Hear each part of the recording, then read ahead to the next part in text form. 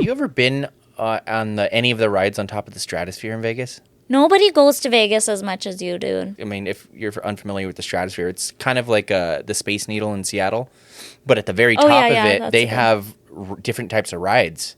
They have different types? You could bungee off the side of it. Fuck no. Yeah, and there's a regular roller coaster, and then there's one of those like Supreme Cream. Supreme Cream. Supreme Cream.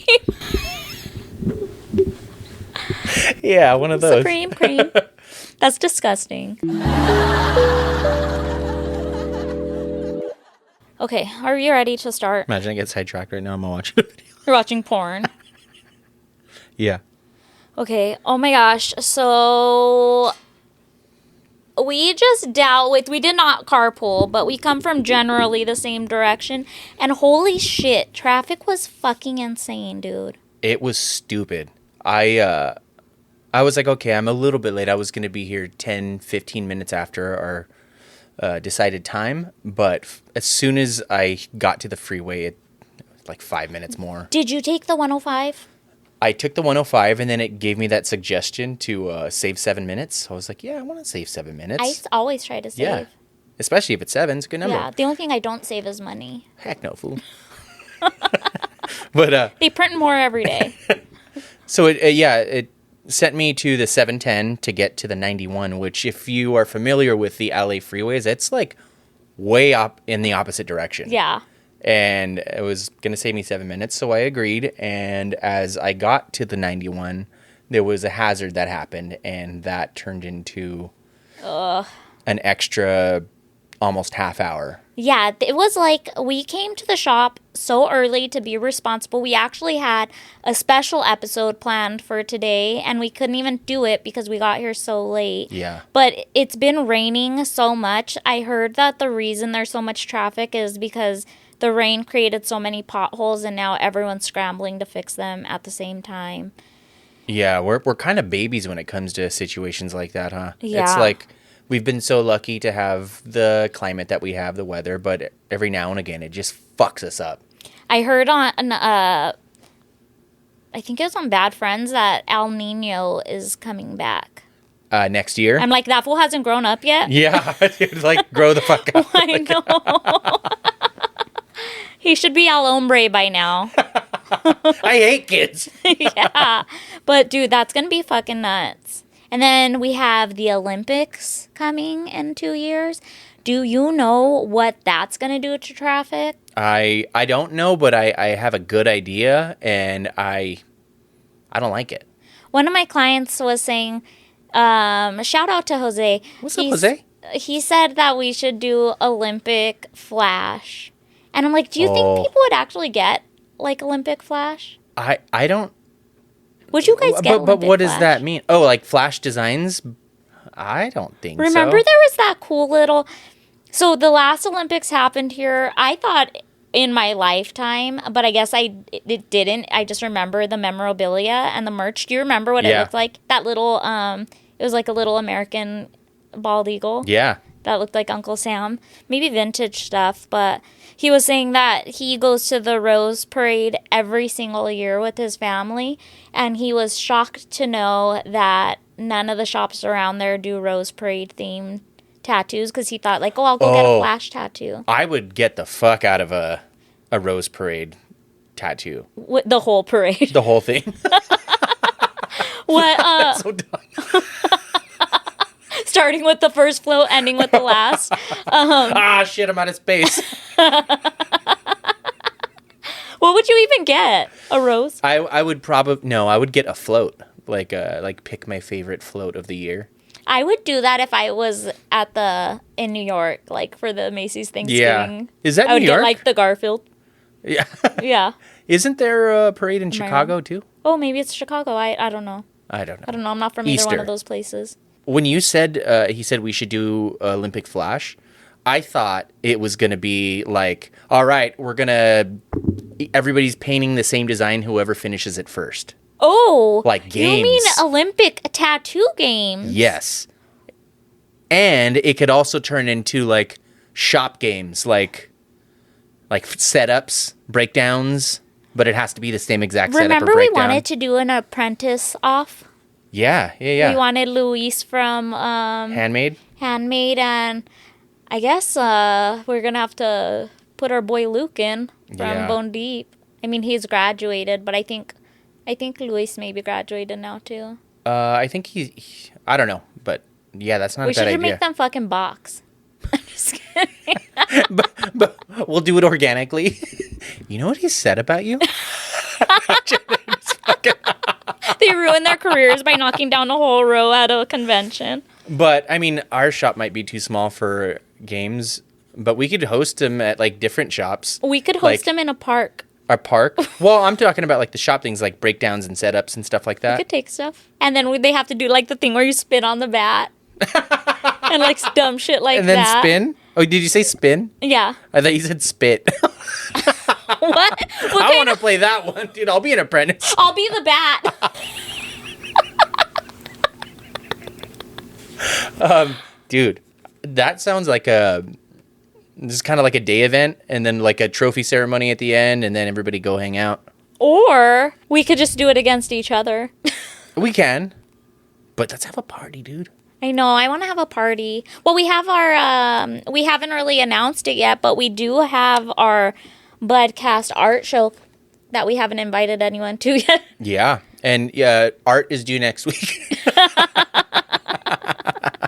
That's probably how it's going to be. So if you've been on the show and you're local to LA, start painting now. The idea you were saying is to have all the guests that we've had on the show that are artists do it, and then it turn into karaoke. Oh, yeah, we wanted to have karaoke. Dude. I think that will...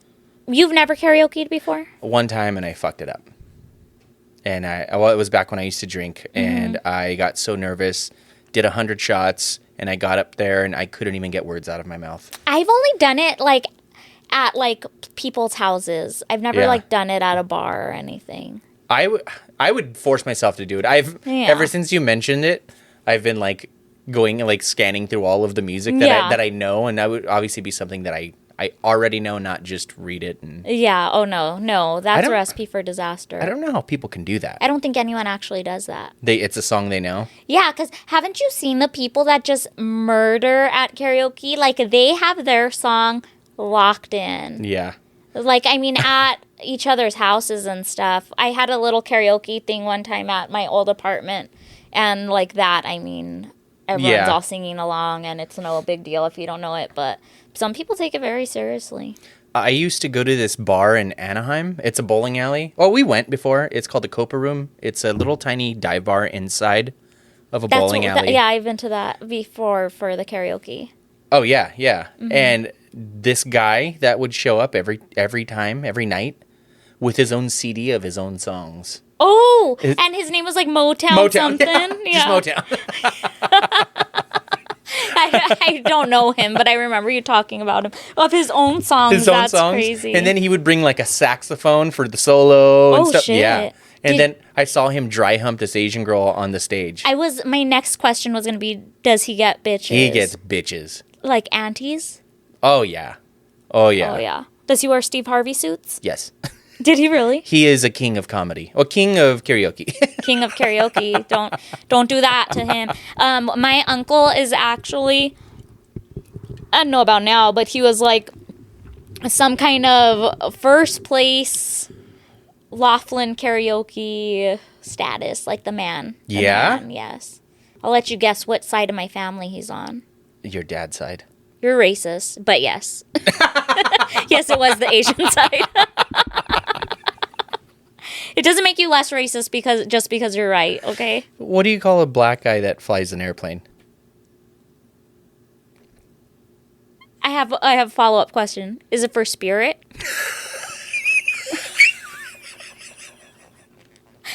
Because then I'm going to call him a fighter pilot.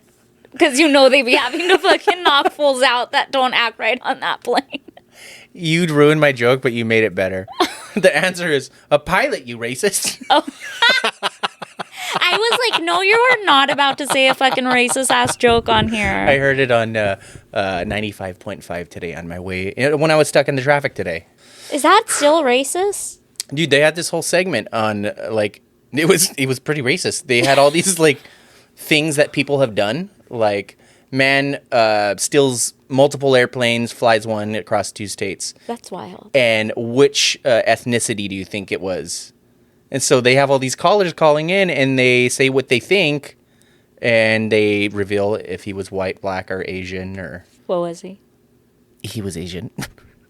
And then a white guy robbed a Taco Bell with a knife. I don't know how people get robbed with a knife. Like, I mean, when you're out somewhere and you're caught off guard, I get it. But, like, bitch, come back here and see if you don't get hot oil splattered on you.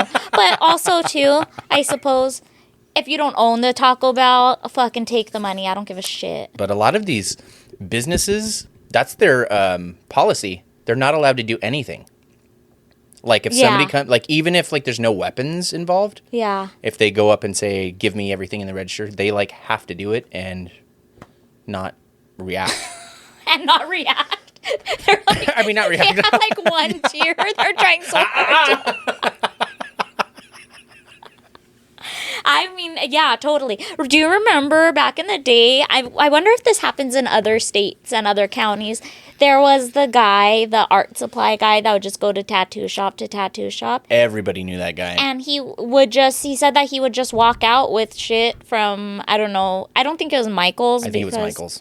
But remember, he had, like, some good stuff. Like, he had Prismacolors and shit. And I feel like Michael's doesn't have they got some Prismacolors. They didn't have P.H. Martin's, though. And that's where I got my set of P.H. Martin's. Oh, yeah. Yeah, I mean, well, it doesn't really matter where he got them, but... But either way, he was just racking shit and then going to tattoo shops and selling them. I miss that guy. I know. But he's the reason why I don't paint anymore. I'm just kidding. No, he's the reason why all my fucking old paintings are faded as fuck, because those P.H. Martins are UV sensitive. Like, why would you make a paint that's UV sensitive? Yeah, I fucking... And why did everybody say that's what you need to use? Because that's how I started painting. Mm-hmm. I mean, I will say those paints are fucking super vibrant, but dude... A month in front of, like, next to a window, you're fucking toast. Fucked, dude. And that's how mine got faded is, I don't know if you remember, but when we used to work at this shop called Infamous Ink, our front room was all, one wall was a complete, just a window, and then we had a flash wall that was adjacent to it, and so it would just get beat by the sun, and everything faded. Now, I could go over stuff, but guess what I'm not going to do? Go over stuff, because I would never... No, because I need to paint more stuff. But guess what I'm also not going to do? We got to move forward. You know what I started doing? Sanae and myself have been working at our buddy's shop, Bone Deep. Yeah, every other Sunday, come get tattooed, walk in. I think I'm going to make it a thing. I did it this last time. I cut out some 5x7 papers and just a quick repaint in between. And, dude, I was able to paint 2 of them yesterday. You painted? That's on great. Sunday, yeah. 2 little, but what they were Burt Grimm repaints. Because, you know, it's like those old ones, those old tattoos are kind of wonky, but it's like, cool. It's easy, low stakes. Did you change anything? Yes. About them? That's really cool. I posted them that day, and I booked one for a tattoo. Fuck, I'm so pissed. Just kidding. But, I'm happy for you. 5x7s, dude, it's just a little small design. It took me, like, less than a half hour to paint one of those, and yeah, that's great. And you know, you could always get some really cool backing paper and cut close to the design. At like in our buddy's bathroom at Bone Deep, they have a flash sheet that's like that, and it's actually really cool. I was thinking that, or I got this inspo from a shop in Vegas where they cut them out and put them, like they glue them to a piece of board. Mm-hmm. And they put them on the sides of their toolbox. You had mentioned that on an early episode. Yeah. So I don't know what I'm going to do with them yet, but I think it's not a bad idea to They're not going in here. Not those fucking ugly things. I mean, I do hate the spread outness of this wall. Maybe we could checkerboard ours. But yeah, and then having the line work, dude, it's just pop that into a folder and it could be like a line drawing book, and it's like it doesn't require much to recreate these things. Hey, here's what I do. Listen to what I do. Is it possible? I think this is possible. If you were to do 5x7s, but say you did all the line work on your iPad and then put it through the printer to print your line work. Oh, maybe that wouldn't work though. What do you mean? Put your watercolor paper through the printer Oh. to print your line work. But I think, you know how the printers like fold the paper to get it back out? Like it would have to be like a flat, like zzz, zzz, zzz, A special printer, yeah. You're saying so you don't have to do the line work? That's what takes me so What long, piece of dude. shit. I know. And when I was younger, not only would I not mind the line work, I would use transfer paper. Like, I would keep the paper attached to the block. This is insider baseball. So when you get these watercolor papers, they come in a block where because they're pretty much like a cardboard almost, and so they're all stuck together. So to paint it, typically you cut it off the block and then you go and you trace your design. Yeah, they're glued on the edges of it. So you just, So like, it's called a block. And so what I used to do is use transfer paper, and I would first put where I want all my artwork to be, and then transfer paper underneath it, trace that on so it's still stuck to the block, paint the whole thing, and then after nib it. The transfer paper is like the checkbook thing? Kind of, yeah. But it's like a graphite? Yeah, exactly. Okay. And so you could erase it after. I've never used one of those. Yeah, and then when I got lazy of doing that, I started tracing it all in pencil first, painting the whole thing and lining it after. Yeah. And then I got lazy where I just started fucking tracing it in... nibs went out the window, started tracing it in regular Sharpie or whatever the fuck. Then I got lazy and never painted again. So. And here we are. Yeah, and here we are. And we have not kept up to... Well, you caught up. You've done... Oh, no, not... Yours was one a week. Yeah. But, I mean, see, I pushed for one a month, dude. I wanted us to fail a little bit less. But if we were doing one a month, you, my friend, have done that. I want to, like, have all that shit kind of ready to go over there. And, like, that's... Because over there, we're doing walk-ins, we're doing a shift. It's not like we're popping in to do a tattoo and leave. Mm-hmm. So being there, and then especially when everybody's working, it's just, like... I feel like that's when I can get the most done, when there's all that noise and shit. Yeah. When I'm here by myself... Fuck no, I don't want to paint. Yeah. Well, you don't even stay by yourself. Like, you get here, you leave when your client leaves. What happened to our 6-hour shop days that we were going to try to do? That sounds gross. I think we should do it again. Like pick a day and... No, every day that you work, you're here for 6 hours. Let's do it. Because I just figure our commute is an hour almost each way. Yeah. So that's an 8-hour day. You know, there's stuff like that we're neglecting, or we could be painting and yada, yada, yada. And why not just do it? Why not just give our careers a real shot? Nah.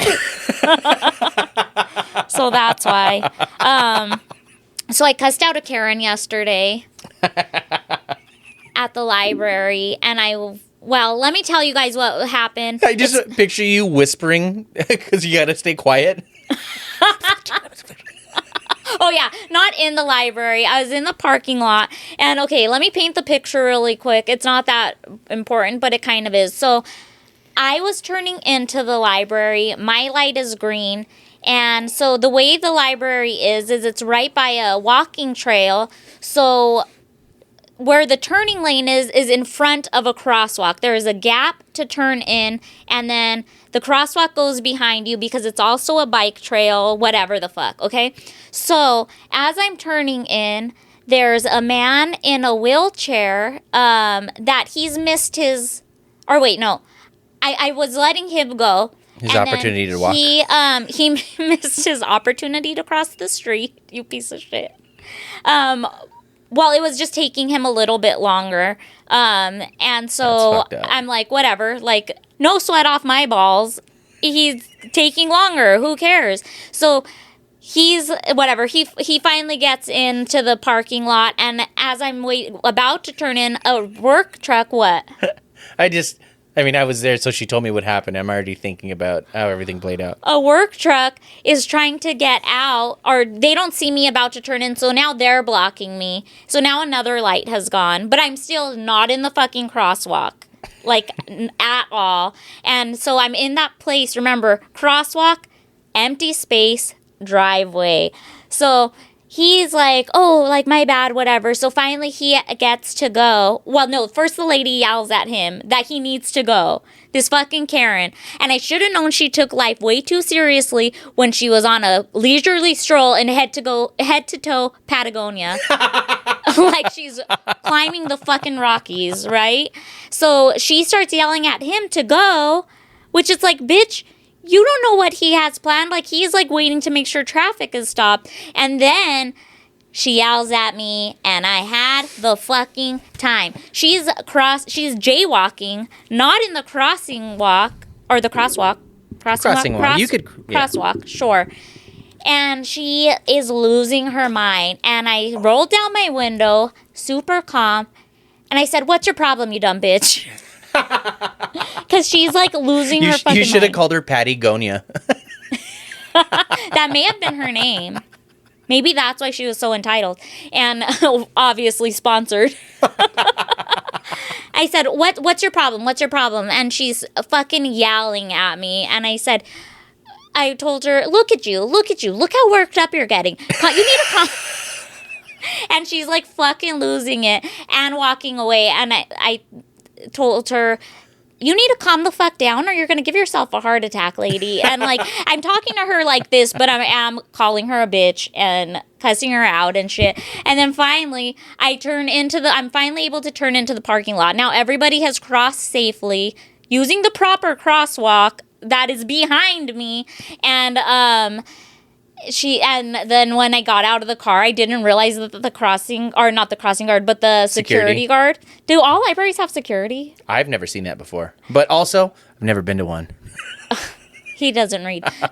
So he, when I got off, he's like, I'm so sorry. He's like, I don't know why people are like this. And I'm like, oh my God, dude, this is so embarrassing. And I was like, yeah, this fucking Karen's going to make me lose my fucking mind.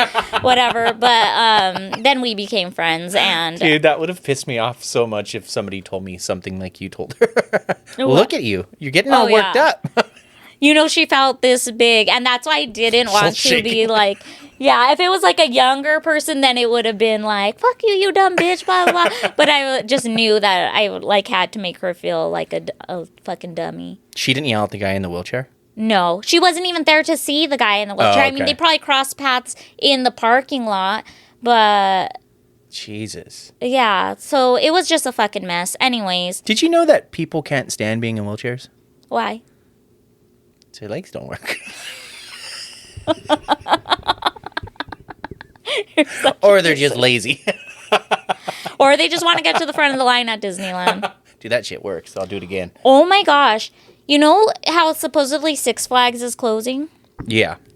You've heard this? I've heard this, but I've heard the story change, so I'm not exactly sure what is the haps. So one of my clients went to, also Jose actually, went to... Six Flags, and he said it was so heartbreaking. He said it's so empty, and he has a niece that works there, and there's only one employee in every store now. Like, that's working the entire store. He said it's that empty. It's Tweety.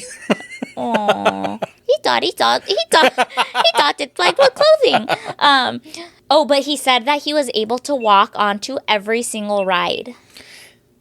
Let's go to fucking Six Flags, dude. I haven't been there in years. I would love to go back to Six Flags. Let's go. Let's have your next Jimmy Jamboree at Six Flags. That's a good idea. And they'll probably do group rates. Are you a coaster head? Big coaster head. But I haven't been on too many at this juncture in my life. Yeah. Yeah. The roller coaster at State Line on the way to Vegas, have you been on that one? No. I don't even know if it's in operation anymore, but it's not. Fucking scary. Neither is the log ride. Like, I was more concerned about falling out than being able to enjoy being on it. Like, it's fucking rough. When I was younger, one time we went to State Line, or we would go to Vegas pretty often. My parents like to gamble. But when we would stop at State Line, I was the youngest sister, and so my sisters and my cousins would like go on the roller coaster, and even when I got to the proper height, my mom would not let me go on because she was like, "You're too small." Like, that's the way my mom was. Had me looking like a fool. I don't know which direction I was going to talk about Six Flags. I almost feel like it wouldn't be as fun with people there. Would it be a little boring? I'm just painting that in my head. Without, like, the crowd? It being populated, yeah. So it would be boring being populated or not being? Not being. I don't know. Maybe that's a boring thing to bring up.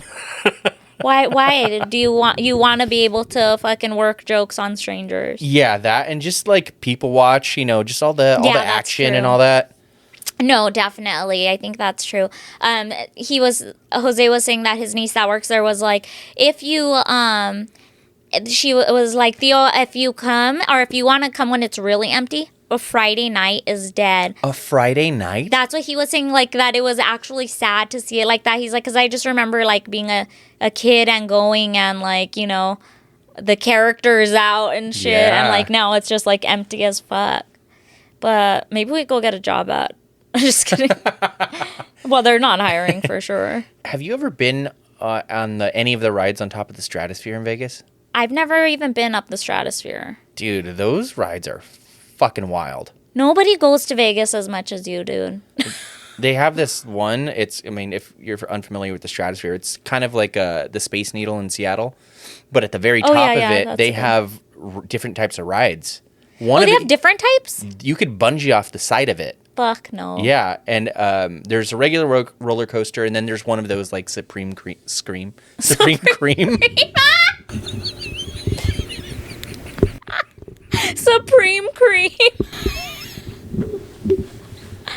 Yeah, one of those. Supreme Cream. That's disgusting. You're disgusting. But the ride that I went on, it's just a little, like, maybe 50-foot section of Supreme Cream. Of a track, and it's just like a 6-person coaster thing. And it goes, like, it tilts, and you like rush to the end of it, and it's the edge of the actual, like, tower thing. So you hit like and it's just like stopping point. And it's like, you're like, oh fuck, it is so scary. I would do that. The bungee jumping, I don't think so. They have bungee jumping in the Azusa Canyons. Yeah, I'm going there in April, not to bungee, but a friend from Japan's going to be in town and she wants to bungee. You're not gonna do it? Fuck no, dude. But you'll skydive? Yeah, I feel like it would hurt to bungee, that, like, hitting, because I don't know. Haven't you seen Selena, dude? Like, you just do all this, like, weird flopping around, and I feel like I'm not in a good, healthy state to be able to do something like that and it not affect the rest of my life. Like what? Like fuck up your back? Or something. I don't know. I don't know. I mean, I'm sure they have it down to. I would assume that the bungee itself is gonna take away the absorb. Yeah, like the whiplash effect. Yeah, but I feel like when, like, after, like, the furthest point down, and when you get pulled back up is when you start, like, flopping around and shit. Yes, you can get whiplash from bungee jumping, but it's not super common when it's done properly with the professional equipment. Who's gonna bungee without professional equipment? Dude, all those, like, fucking base jumpers and shit. Yeah, that's crazy. That's like where they are pretty much just flying squirrels, right? Pretty much, yeah. Or they'll have, like, the like kite kind of thing, like paragliding. Yeah. That's crazy. The people that, like, climb up those, like, skyscrapers and towers, like, from the side of the building. What people usually feel, and is common to feel, is a headache, upper back tightness, neck stiffness, soreness the next day. Dude, my neck cannot take. The last time I totaled a car, I totaled my neck. It has never been the same. My favorite was your makeup on the airbag. Oh my God. When I totaled a car a couple years ago, and I had red lipstick on, and it smeared here, and I should have taken a picture. It smeared up here and my nose, so I felt like a clown and I looked like a fucking clown. That was the first time I ever deployed an airbag. But not the last. Why would you say that? I don't know. I just felt like the right thing to say. That's so fucked up. You better knock on wood. Okay. Not particle board. He's Mr. Oh, your words have power. Your words have power. Spells are real. And he says that shit. Yeah. Say you're going to crash. Yeah. Say you're going to crash. You're going to crash. He's going to have an airbag in his mouth. I'm going to have an airbag. Mm-hmm. Supreme cream. So, okay, enough about the spell you put on me. Yeah. What's going on with you? Oh, yeah, I got some stuff. I have some. Oh, have you been meditating? I was going to ask you that. I have been. Oh, you have? Yeah. I mean, there's been a lot. It's been very stressful lately. Yeah. Like a lot of shit going on simultaneously. So it's harder for me to do it every day like I was doing. So I'm getting it in when I can. But So- now it's mostly like meditating. Well, not meditating without meditating, because you could do it anywhere, even with your eyes open. So like breath work and just focusing on, the motions. Can you show me what a breath work looks like? Well, there's different types. Okay. There's like the simple just box breathing where you like 4, 4, 4. Yeah. 4. So that's in for 4, hold for 4, exhale for 4, hold Yeah. for 4. Then there's other types of like styles of it. Like one of them is called pranayama, where it's like you hold your pranayami, where your mouth and your throat muscles are in a particular way to get like a in through your nose? Yeah. So like you're getting as much air out at Yeah. once. So okay. So with that in mind, now you're meditating, eyes closed, eyes open, whatever. You pick what style of breath work you're gonna do, and do you just let your mind wander and accept the thoughts that are passing, or are you thinking on something? Visualizing. There's different types of visualizations as well. And what can you Where visualize? like your, what are they called? They're not chakras, but different types of spiritualism. There's points of the body that are important energy centers. Supreme Cream. Supreme Cream. One of them is you're imagining all of the energy from the air and the earth and everything. When you inhale it, going in and centering at your navel. And when you exhale, you're imagining this energy bubble that just keeps growing, and it grows outside of you. That's the guided ones that I was doing a lot similar stuff. Like sometimes it'll be like, maybe there's a light above you, and now the light, kisses the top of your crown, and then with each breath, maybe it moves down or whatever, and then now, like a wave, like it's kind of pulsating through and getting bigger or smaller or what have you, Or the silver cord. What's That's that like one? everybody has a silver cord, and it's I don't know too much about it other than like you are tethered by the silver cord to the universe. So it's imagining all the energy from the universe going into the top of your head and down to all of your body, and to ground yourself, you imagine roots coming out of your feet into the earth. I've also heard that one. But I mean, it wasn't said like that, but it was like you're kind of floating, and there is a cord that is tying you, like grounding you at the same time while you're floating, and now the roots from that are growing outward and outward and outward and outward. But I need to do that. I just like, it's like, just like working out, you're like, I don't feel like doing that. I want to peck around on my phone, or I want to just do nothing or whatever the fuck. But I need to do it because I'm positive now that my neck isn't just from when I had crashed my car and from tattooing. I think it is also very much stress induced, because there was a night that we got over it, but we were fighting, me and an unnamed person. And my neck had been fine, feeling fine, and literally, dude, it just started hurting like mid-argument. Like, and I'm like, oh, dude, like it has to be tied to stress. Yeah, you get all tense and worked up, and you just create all these ailments. Yeah, and then when I was on mushrooms, I was like, no, because like you really start to feel every ache in your body. Like it is forced fucking meditation. Like you are here, everything that exists is here, and you're gonna fucking deal with it.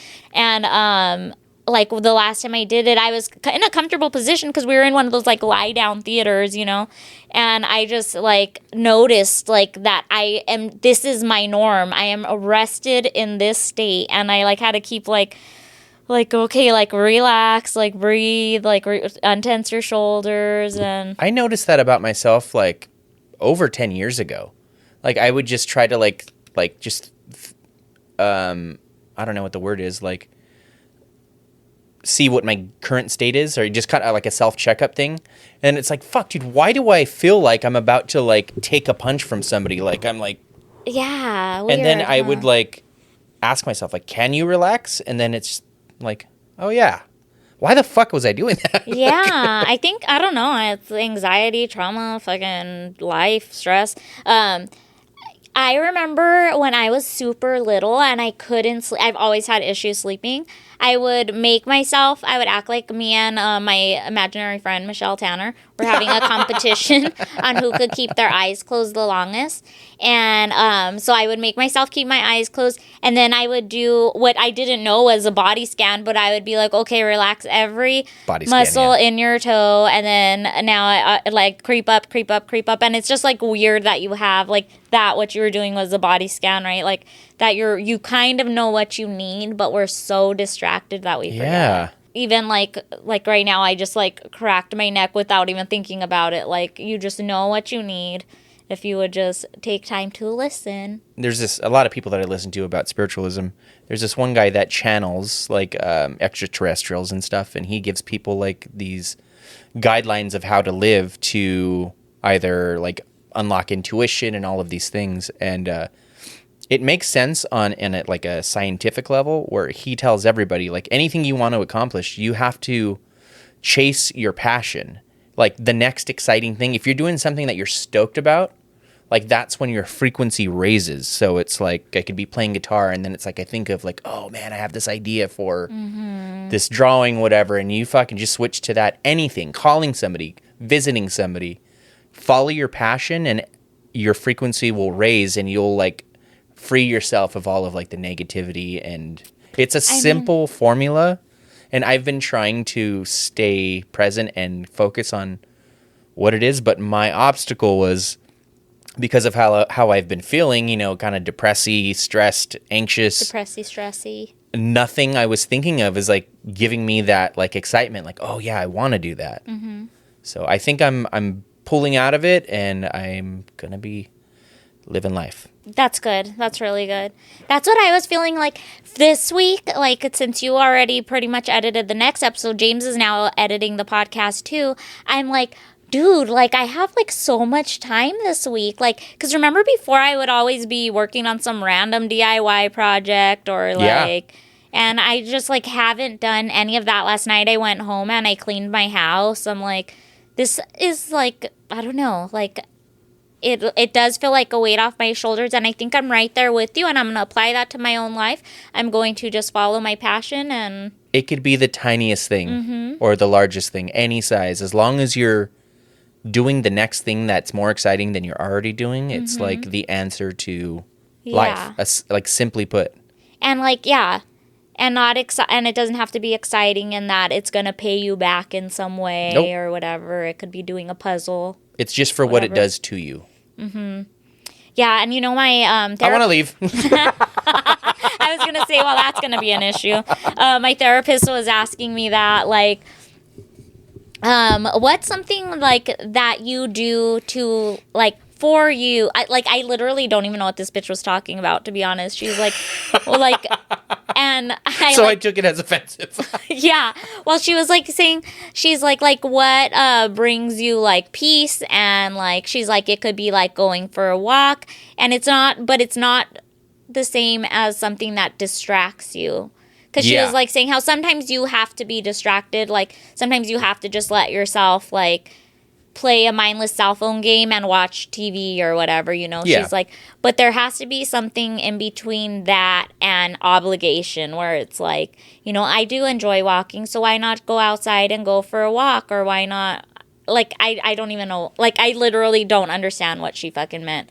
But I think that's what it is the following, like, what are you doing for you? Are you painting the dresser that you hated the color of just because you can and you want to, or are you just gonna? Because there's nothing like that feeling when you do something that you are excited about, and like like that payout, like that emotional payout. It's just like, fuck yeah. I don't know what you Supreme say, but I cream. say that. Yeah, my worry though with that is like I'm gonna fucking do what James has always done and just like, oh, I'm gonna go do this now, and then like, oh fuck, I was supposed to be doing this. Like all these things that I need to take care of, and that's gonna be a tricky one. So it's like just time management at the end of the day. That's what it is. It really is. And even breaking down the things that you need to do into smaller tasks. Mm-hmm. Like, for instance, if we needed to clean the shop and you don't have it in you to clean the whole thing, maybe 10 minutes of, that thing. And that was another thing, too, that I had heard, not from my therapist, but from... she had said the thing about breaking it into smaller tasks, but on TikTok, I saw this girl with ADHD, and she was saying, set a 10-minute timer and do the thing that you have been dreading.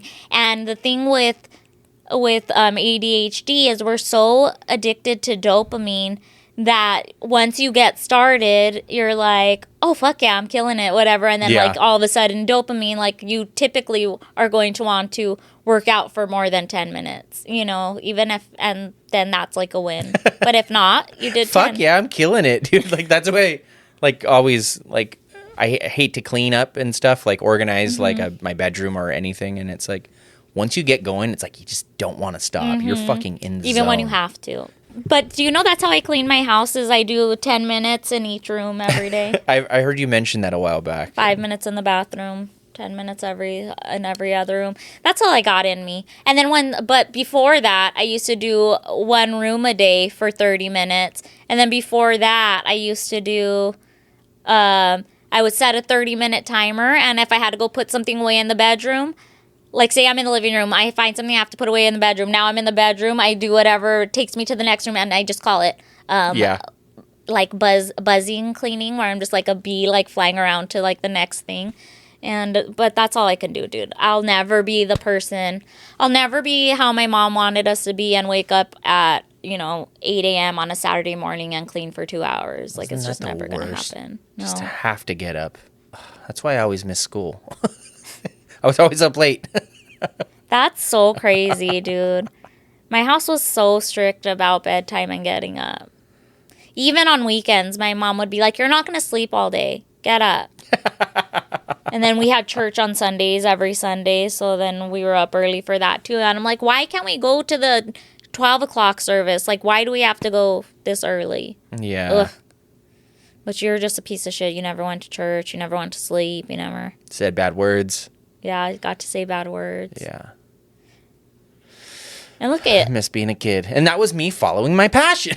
That was you following your passion. Your parents let you... You know what? Oh, go ahead. I was going to say, thinking about it now, that's what kids do all day long, dude. How often do you see them just fucking in the middle of doing something like, oh, yeah, I'm going to do this now, and... How often do you just see a kid walking and then hit a cartwheel for no reason? Like, just because they felt like it. Hey, look what I could do. That's why kids are in great shape. Yeah. Because now, or you'll be like, oh, can you go get me that over there? And they run for no reason. Like, Hey, do you want to watch me run? Yeah. Or count how fast, right? Like, I would never ask you guys to do that because I don't want to run. Yeah. That is not my passion. Realistically, I mean, it sounds great, but I mean, as adults, we have other things that we have to do. Mm-hmm. Kids have the advantage of not having a fucking thing to do. Yeah. And they can do that. They could fucking spin in circles for the next 2 hours and not miss something that they needed to take care of. So imagine we did 6-hour work days. People are like... And play. And then play after. Oh, I thought you meant 6 hours of play. No. You clock out at whatever time. And then we'll hit recess. Literally.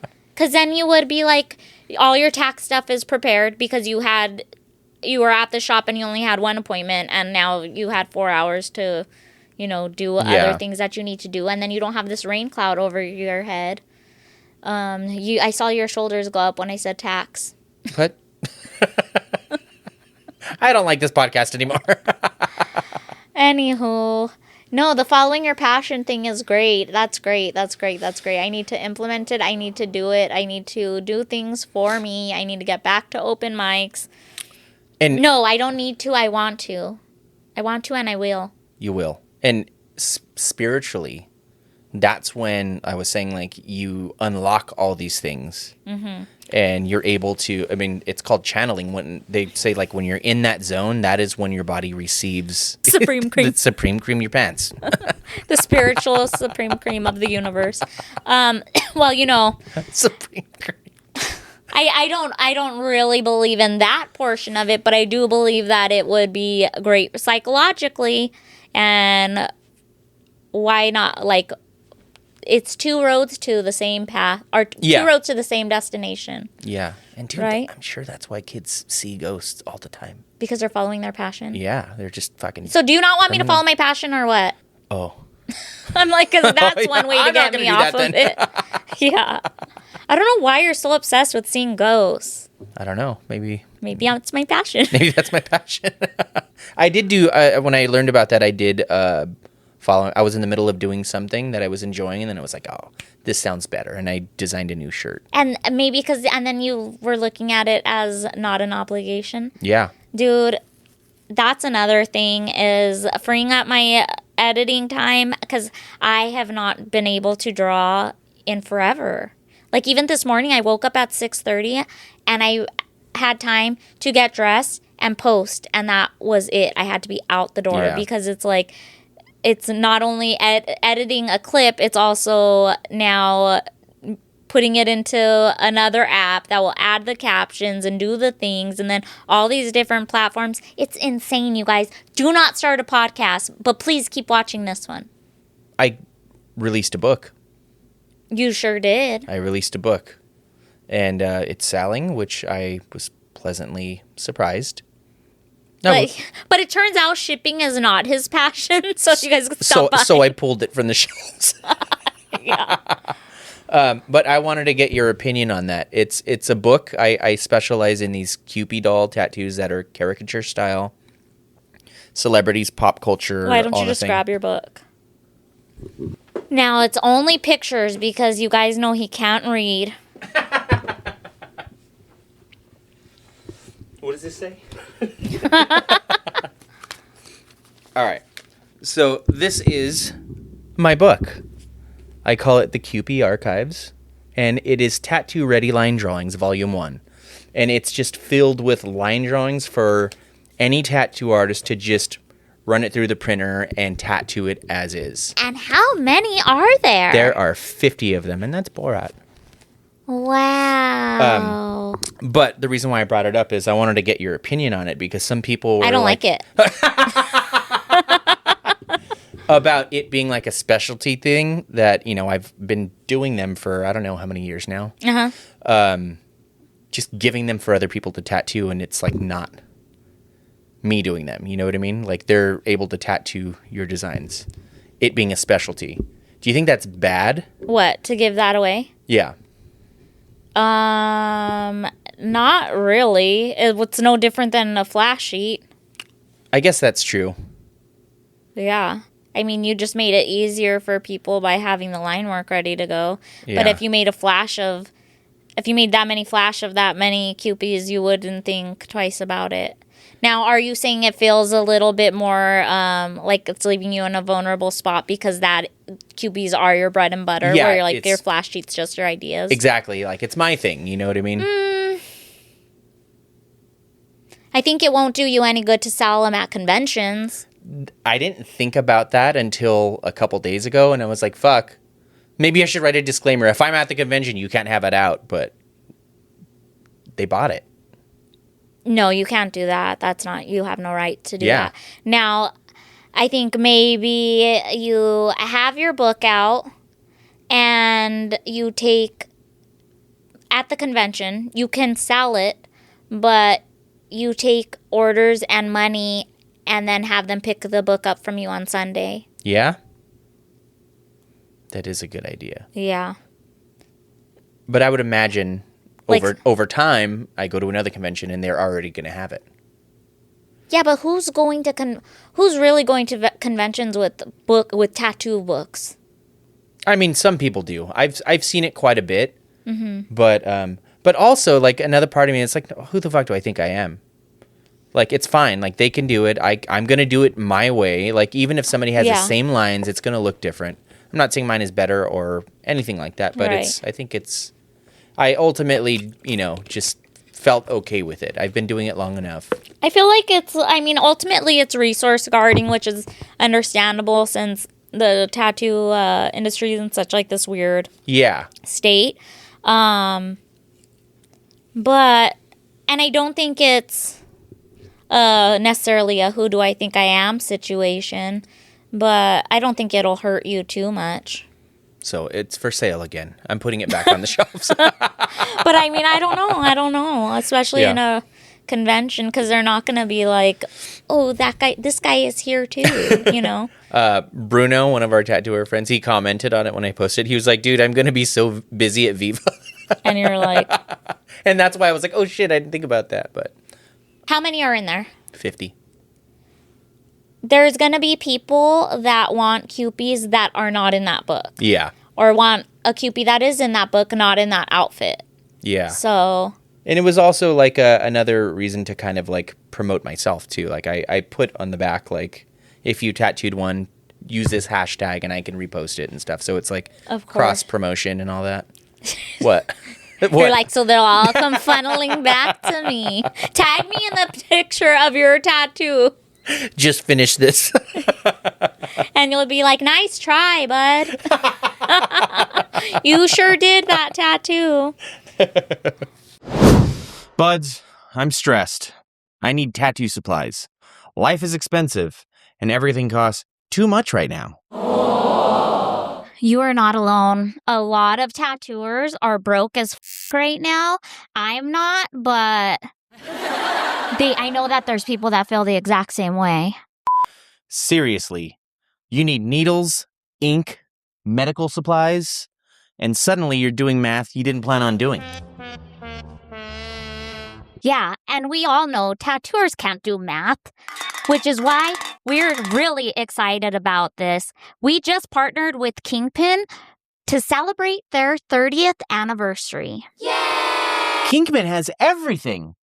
If you had to build your station from scratch, you could do it all there. Needles, ink, furniture, medical supplies.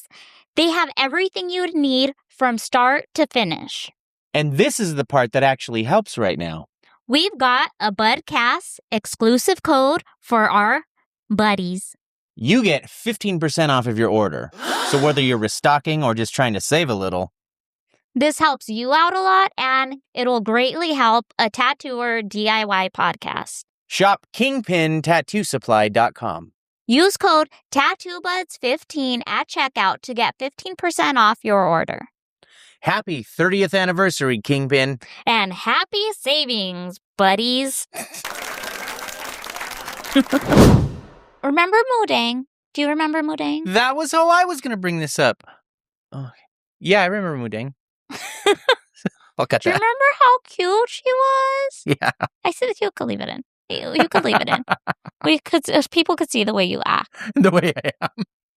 So you wanted to talk about little baby Punch the monkey, the new Modang, the new dang. The new.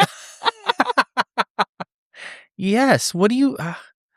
I want to buy a ticket to Japan right now to kiss him. To kiss him and save this motherfucker from all these mean, older, bigger monkeys. He's been delivered. He's been saved. He has. He has a foster mommy.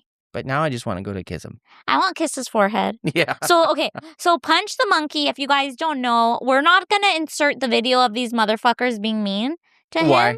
Because you can't see it? I, cannot see it, and I do not think anybody else wants to see it. Okay. I have a video that we could insert. Well, wait, we have to tell them who Punch is. Okay, go. I don't know. Go ahead, tell them. Punch is this cute little monkey in Japan, and he gets picked on by all the other monkeys. Because his mommy died, right? No, his mom didn't want him. Abandoned him. Yeah, she's out at the fucking monkey bars. Monkey bars. Some jokes just write themselves. Truly, some puns. She's out at the monkey bars, fucking all the monkey fuck boys, looking for a monkey trick. With all the Edgar haircuts.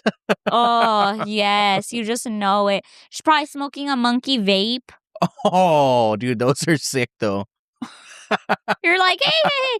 She probably got monkey nails. So there's a She don't want him. No, so there's a lot of videos it's very much viral of this cute little monkey named Punch just getting picked on by all the older monkeys in the sanctuary that him stuck in are in. And it is the most heartbreaking. And dude, thing I to saw see. a glimpse of one and I was like, no. But And we forgot to mention that because he's abandoned and he's getting picked on, they gave him a stuffed animal monkey. It's another stuffed monkey, animal monkey. And he just hugs this thing, and it's like his comfort. And he carries it around. Insert pictures here. Were you sending me something or? No, I'm gonna send you a video that's gonna make you feel better. Oh my gosh, He's lying down on his stuffed monkey in this one. Oh my god. The one that fucked me up is it was in between getting bullied. Like he got punked, and he ran to his monkey to like save me, and he just hugged it, and then he let up, and another monkey came to He ran to his monkey. Yeah. Him walking across the yard with his monkey. Him popping out of a little cinder block and his monkey's right next to him. Dude, if you guys aren't watching this, you need to either pull over on the side of the road and start watching on YouTube. Just throw your hazards on. Yeah, I was just gonna say, just pull over where you're at in the middle of the freeway. Yeah, put on your hazards and either watch this or Google pictures of Punch and his monkey, dude. I could look at these all fucking day, dude. They bring me so much joy, but also so much heartache. Yeah. Dude, him standing and carrying that monkey, because it's bigger than him, his little stuffed animal. So fucking cute. What would you do if you got to spend the day with him? Oh my god. I have so many questions. Mr. Punch? I don't know. What would you do? Well, we would go to a child's play place. I would take him to Shakey's. Taking a fucking loan out. Shakey's? There's an arcade. Not like that. I mean, one of those ones that has slides and monkey bars. And yeah. Or Chuck E. Cheese. Ball pit. Yeah. Well, okay. Sure. You get to do what you want on your day, but this is my day, so please stop talking. And we would go there. We would also go to wherever there's a lot of fruit that he can eat whatever he wants. We would maybe take a nap. His monkey could come, of course. Yeah. I'll carry the monkey in my purse if he wants. And yeah, we're just going to do fun little things like that. What else do monkeys like? I don't know, but I'm getting him a Happy Meal. Yeah. Because every monkey needs a Happy Meal. And him needs to be happy. Oh my god, I can't stop looking at these pictures, you guys. There's one of him lying across his monkey. So, anyways, fast forward. Now, apparently, a new monkey has moved in as his caretaker. Yeah. And that makes me so happy for him. I did learn something last night that made me... That he's a dick. That he's a racist and deserved to be punked. That apparently that's what happens when it's kind of like getting jumped into the circle. So anytime there's a new abandoned monkey in this case, they're hard on him in the beginning, and then it's all right, now you're part of the crew. Hazing. Yeah, like a hazing thing. So that made me feel a little bit better. But do you think okay, is the new monkey that's taking care of him, because I saw him getting groomed by her, is she defending him, or has everybody just laid off? I don't know. All I saw was the clip of him in her arms, and it was the cutest thing. I saw her eating him's bugs. That's cute. That's cute how they do that, huh? Yeah.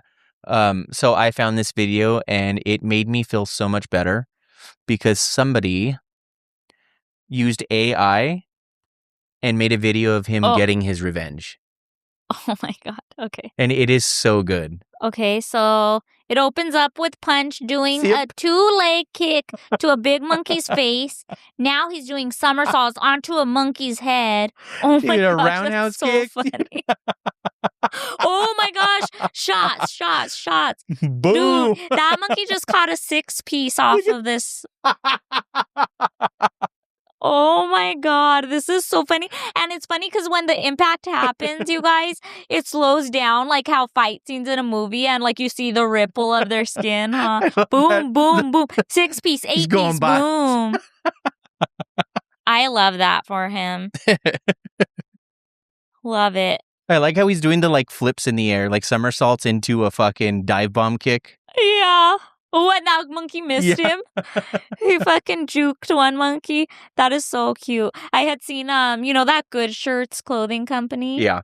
Shout out to Good Shirts. Sponsor us. Heck yeah, dude. They had a hat that said something like, buying a plane ticket to Japan to take that monkey a gun or something like that. And that's how, so Joshua, my boyfriend, had seen it.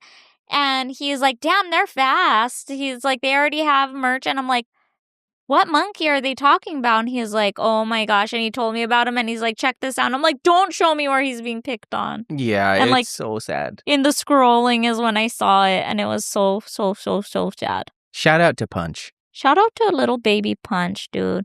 He is so sweet and so cute. Okay, so I haven't really read this, to be quite honest, so it might be a bust. But I saw this post on Instagram from Vinny Tats, and it says the relationship between tattoos and the nervous system. Tattoos and the nervous system are deeply intertwined both biologically and psychologically. That is correct. Okay, the autonomic nervous system, which is the fight, flight, rest, digest, I guess, system. Tattooing triggers the, I don't know why I cannot say this word, autonomic nervous system. Early in the tattoo, sympathetic activation, which is fight or flight, starts. Adrenaline releases, increased heart rate, and heightened alertness. As the session continues, many people shift into a parasympathetic dominance, rest, and digest, which is interesting because I think that's what happens when you eat sour candy in the middle of a panic attack, is because your body thinks, oh, we're eating, like it's such a shocking thing, and it's like, oh, we're eating something right now, so we must be okay. Like we would never do this if we were in true whatever. All right. That leads to slower breathing, calm trance-like state, and reduces the perception of pain. This shift explains why people often say the first 10 minutes are the roughest. Then I settle in. Which I tell all of my clients that. After the first 15, 20 minutes now, I'm lying to them because I don't ever feel that relief. Because that's when I go deeper. Because I've never been like, oh, I'm chilling now. I'm always like, but I think it's because I don't let myself relax. Endorphins and dopamine. The nervous system responds to tattooing by releasing neurochemicals, endorphins, natural. It's crazy how we say all this stuff, but like when you find out it's actually true, you're like, oh, natural. I know. It's become that like easing tactic for them, right? Yeah. Like you're like, and you could just rattle it off now.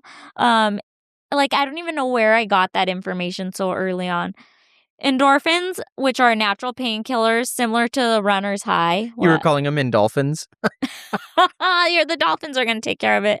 Dopamine, reward and meaning, oxytocin sometimes, bonding and trust, especially in safe tattoo environments. Oh my gosh, that's why our clients tell us stuff. Yeah. And trust us so much. I knew there was science behind this.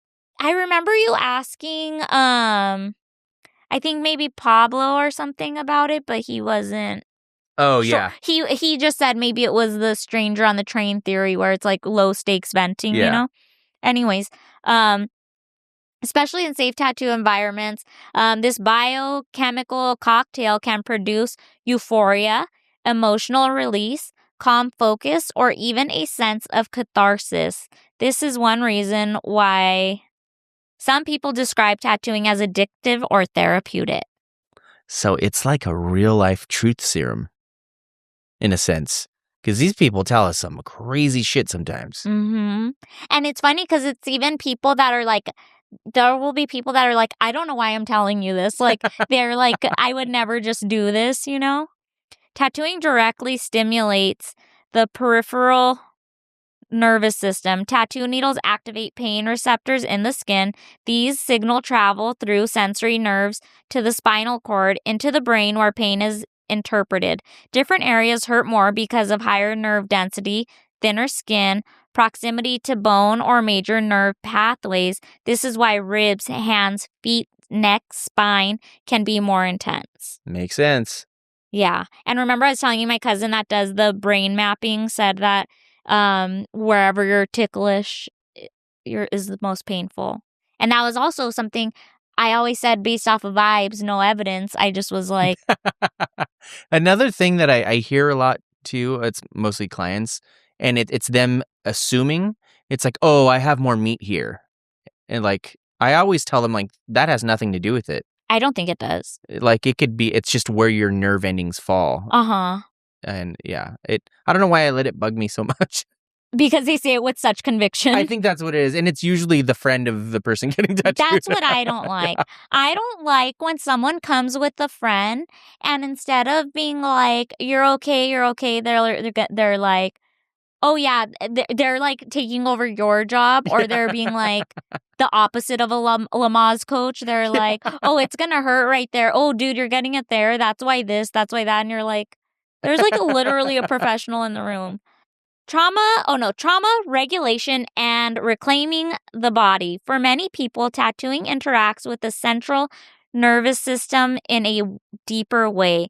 Controlled pain in a safe environment can help re-regulate a dysregulated nervous system. The client chooses when it starts, when it stops, what the pain means, etc. This can be powerful for people with trauma histories, chronic anxiety, disassociation, etc.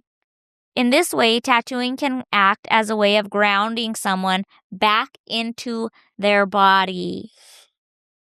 Now, I leave my body every time I'm tattooed. My soul gets extracted, but good for you guys. To tie back into the meditating thing, I have a friend that got his head tattooed, and I was like, how the fuck were you able to do that in one session? He was like, I meditated for a while before I got the tattoo, and then during, I was just focusing on breath work, and he was like, I was Remember Dana said completely that. fine. Oh, yeah, that's right. Was it him? No. It was Bruno. Oh, okay. Yeah, remember Dana said that, and then he said that he'll tell his clients, okay, take a deep breath, and now let it out, and then he'll pull like what he knows is going to be like a painful line. Yeah. Artist-client nervous system. Oh my gosh. Hold on. Before we get into this, I had, and I'm sorry if you're watching, I'm not going to dox you and see your name. On Friday the 13th, I had a client that was moving the most somebody has ever moved when I tattooed them, dude. And you know how I be checking people on this yeah. shit. And it was so far beyond that because it's a flash day. So we don't really have time to be like giving all these breaks and stuff. Like it's like you're in here. Yeah. You picked the spot. You knew what this was. Get what you're gonna get. She fucking grabbed my hand. Oh my during God. the tattoo, dude. And I had to be like, it wasn't my shop, so I was like, didn't get into it like I would, but I had to be like a mom and be like, don't do that. Do not grab my hand. Yeah. Like, because I don't use a foot switch, so my machine is running until I reach and turn it off. So if I would have fucking poked myself, dude, I would have lost my ever-loving fucking mind. But it's like, what did you think was, like... Where was it on her? Her inner thigh, where she picked. Oh, and that's a big reach. It's not like it's on her wrist or something. It's like she's got to She moved the bed to grab my hand. You know what I mean? Yeah. Yeah. That's crazy. After moving an insane amount the entire time. What would possess somebody to do that? I don't know. It was like, it was like insane. It was literally insane. Like, you could use your words and say, like, you know, it would be less annoying and less dangerous to just be like, stop. Or I need a minute, you know? To reiterate, we've mentioned it before. If you are getting tattooed on your ankle and you decide to move your head, it moves your fucking ankle. Like, just any tiny amount of movement. Right. Yeah, it's like, felt. You're on 4 wooden legs. Like, it's going to shake the bed. Yeah. Like, ugh. anyways, I won't go. I'll be a professional and not go too far into it. But girl, okay. So artist-client nervous system synchronization. Whoa, here we go. There's also co-regulation. Calm, confident artists help regulate the client's nervous system. Breathing, Breath pacing, tone of voice, and rhythm all matter. A regulated artist and regulated client can offer a better experience and better tattoos. This is why tattooing is as much nervous system work as it is technical skill. Yeah, that makes sense. Because you set the tone when people come in, or we all do. I mean, like if and naturally people start mirroring. Mm-hmm. So like if you're like super hyper and stuff, very talkative, you could kind of control how the experience is going to be. But sometimes you get those people where it's like, oh, okay, you just deflated my balloon. Like you're trying to talk and be funny or whatever. I'm like trying to think of like if there was a difference between how people took tattoos before when I was less confident versus now, but that'll take me a minute to sift through. Yeah.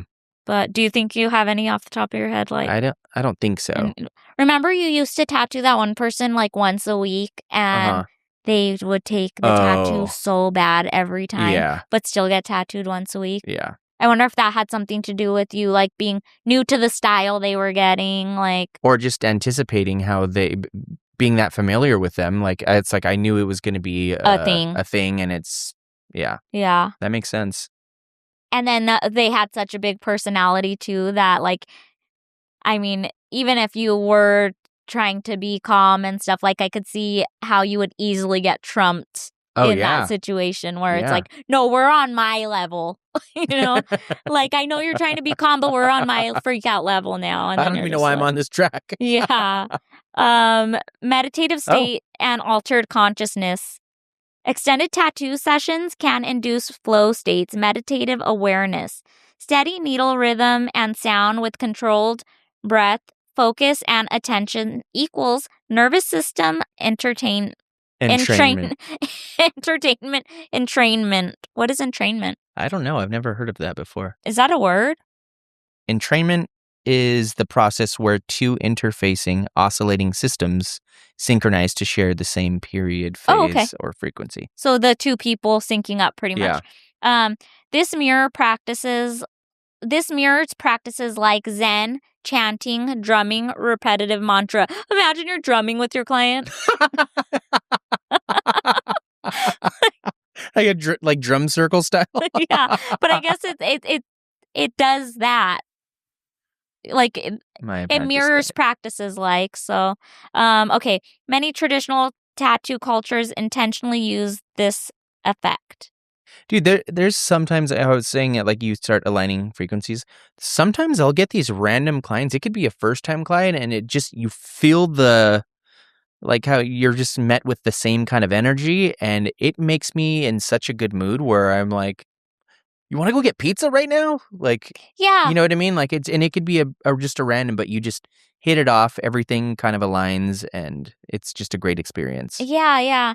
And then there's ones where there's nothing wrong with them, but they just take you out of your ease state. Yeah. You know what I mean? Like, where you see them on your books and maybe you're like, oh gosh, this person, but you can't put your finger on why. Yeah, you wouldn't be able to say what exactly it is. But I guess it's kind of like, if we're going based off of energy and synchronicity within each other and stuff, like it would be cool to see them at a bar or whatever, but when you're syncing up, like something's just not fitting. It's like the square hole or the square peg in a round hole. Like, I don't know, like there's just that, like putting two magnets together that don't want to, you know what I mean, that push away feeling.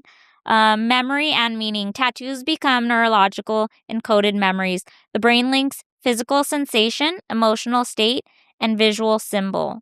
Strong sensory experience create durable neural pathways. This is why tattoos often feel alive with meaning long after healing. They're not just visual markers, but stored nervous system experiences. What do they mean, feel alive? That's what I was thinking. I'm like, okay, now we're getting a little too woo-woo, yeah. I mean, I've heard people, maybe it's just that we're desensitized because I have heard people be like name their tattoos. Like, say someone gets this butterfly on their hand and then they're like, well, I have to name it now. And it's perspective, I guess. I guess. Just like a personification of something. Because, like, I've never even gotten the naming cars. No. Like, unless you have a fucking hot rod or a lowrider, it don't need a name, babe. But even then, it's like a little cringy. Yeah, but like, you know, if you're entering your car in car shows, like they need a name for the like art. Really? Like Lowrider magazine would print the name of the car. I didn't know that. Yeah. So that's like, you know, it'll be like Cherry Bomb and then like the person's name that owns it or whatever. And the owner's Larry Bomb. Larry Bomb. Mr. Bomb. The owner is who sang that song? Is Joan Jett? Cherry Bomb. Yeah, the Runaways. The Runaways. In short, tattooing is a dialogue with the nervous system. Okay, that was like all that reading and then that. Shout out to Vinny Tats and Boise Tattoo in Idaho. Yeah, that was a good read. It was very that was interesting. It was written a little bit hard to read. But I think it was just the words you had to pronounce. You know I be reading. No, there's not periods on all of them. But yeah, that was really cool. Yeah, that was good. So lastly, we do have, I think we've probably reached the point where we should start wrapping up now. Yeah. So we do have a tattoo cover-up story for the segment. Guys, we are still doing the tattoo therapy segment where we give you advice from your anonymous letters that you can DM to the pod page. We will not dox you. We will not read your handle. Just send us, ask us questions about anything in life, and we'll give you good advice. We'll give you bad advice, or maybe we'll just like empower you to be toxic. Yeah. And it always feels good to get something off your chest, even if it's a perfect set of strangers that host a podcast and announce it publicly. But you could always change it if it's like you got into it with your mom. You could change it to your sister. You could change it to, and then people will be like, oh, they couldn't be talking about me, right? Some lady whose pussy I came out of. Yeah. Oh, yeah. We'll never know. Allegedly. Who I came out of, allegedly. So with all that being said, we will move on to the tattoo cover-up segment. But why don't you tell them what it is? Okay, so moving on to the tattoo cover-up segment. It is the section of the episode where people will share some of their deepest, darkest secrets with us. It could be something shameful, embarrassing, miraculous, haunted, and ghostly. Shady. It's pretty much something that is either unbelievable or something that should be covered up or something you did cover up. Yeah. Or something that you're fucking proud of because you're a piece of shit. So the theme for this one was the messiest thing that you've ever done. And this person wrote in and it says, can I tell you the messiest thing my mom has ever done? I was an accomplice. When we were younger, elementary age, my mom found out my dad was cheating on her. Bad dad. My mom is a very smart and intuitive person. She did not let him know she knew. After some time of investigating, my mom found out who she was, where she lived, her house, and her pager number, and her occupation. How did you even get a pager number? A mom will find out. Because, like, pagers were not in the yellow pages or in the white pages, you know? Real detective work because it was the 90s before social media and even Google Maps and shit. One night while my dad was at work, he worked graveyard. My mom and two older sisters and I got ready to go on a mission. How exciting. Maybe, well, for them, not the mom. And maybe a little bit traumatizing for them. They're like, our life's going to be different after tonight. Painting their faces black and shit. We went to Kinko's, first made copies. What? We went to Kinko's first, made copies, then went to the went to a neighborhood we had never been in. She took us to the park to play a Hey. long while. We went to a drive-through and ate around 11 or 11 p.m. / 12 a.m. We started to post up flyers. Oh, I like where this is going. Dude, this is petty. I like this. I forgot to mention that my mom even got a hold of a photo of this lady. Oh, that's what the Kinkos was for. I was wondering. So these flyers were a picture of her with all her contact information. It said, if you're looking for a good time, call me. I'm local and cheap. $, $. That is insane. We were in her neighborhood posting these flyers everywhere. My mom, my sisters, and I. I don't remember what happened after that, and I'm definitely in therapy now due to all the family trauma. But I had my mom's back no matter what, no matter how messy she was. What's funny is doing that didn't even address what happened. It's just fucking trolling somebody. I know. It wasn't like this woman cheated, or sleeps with married men or anything like that. It was just a fuck with her. It was just, she a hoe. Yeah.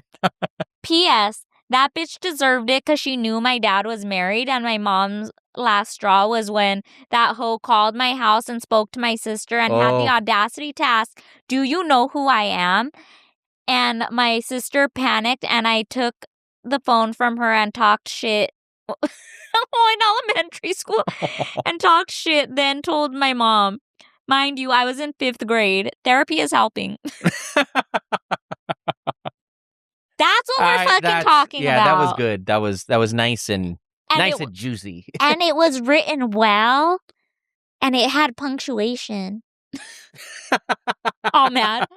Dude, that was so good. Oh, my gosh. That is exactly the kind of stuff we're looking for. So if you guys have any more of that kind of shit, send it over. And if you don't, maybe create some of those stories.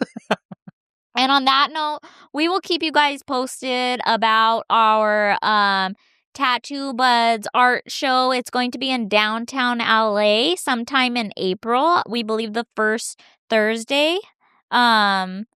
And yeah, we'll keep you guys posted. We'll send out invites to the artists that have been on the pod. And yeah, it'll be exciting. And you get to show us how well you sing in front of your friends. And you get to show us. I'm going to call in sick that day if I get too scared. Yeah, well, I will too. Let's just go to the art show. You guys have fun. And then as far as plugs, I think at this point we'll probably be done with Salt Lake. Yeah, okay. So oh yeah, James will be at tattooing at Viva Las Vegas Tattoo Room. Yes, I will be in Las Vegas April 9th and 12th tattooing at the Viva Las Vegas Rockabilly Weekend event. Cinco de Mayo weekend, we will be at the Grand Canyon State Tattoo Convention in Phoenix, Arizona. I believe that's the 1st through the 3rd. Yeah, it's whatever the Google it. I don't know. Google it, guys. We can't help you. We could barely help ourselves. This is not my passion. And then 4th of July weekend, we will be in Prescott, and that is actually 4th of July weekend. Oh, it sure is. That lands on a Saturday. The Grand Canyon Convention is May 2nd through the 4th. Yeah. So Prescott, Arizona is the Northern Arizona Tattoo Convention, and that one's 4th of July weekend. And then, yeah, that's it for us today. That's it. We'll have an all-new episode for you next week. You guys, please like, subscribe, comment, and if you can, on Spotify and Apple Podcasts, leave us a review because that helps push our podcast to the front, and we need it. And remember to share our clips on your stories and send it to friends who you think will enjoy us. Yes, even if it's one single clip, even if it's one clip once a month, it would help so much. Mm-hmm. All right, we love you guys. We'll see you guys later. And remember to regulate your nervous system by supporting your local tattoo artists. Yes. All right. Couldn't have said it better myself. Thanks for watching the Tattoo Budcast. We'll see you at your next session. Damn, that was a good ending. That was solid. We are so good, dude. That's why everyone should leave us really good reviews on Apple Podcasts and Spotify. Oh, that would make me so happy. And wouldn't it be crazy if maybe, just maybe, they also shared clips? Oh my God, I didn't even think about that.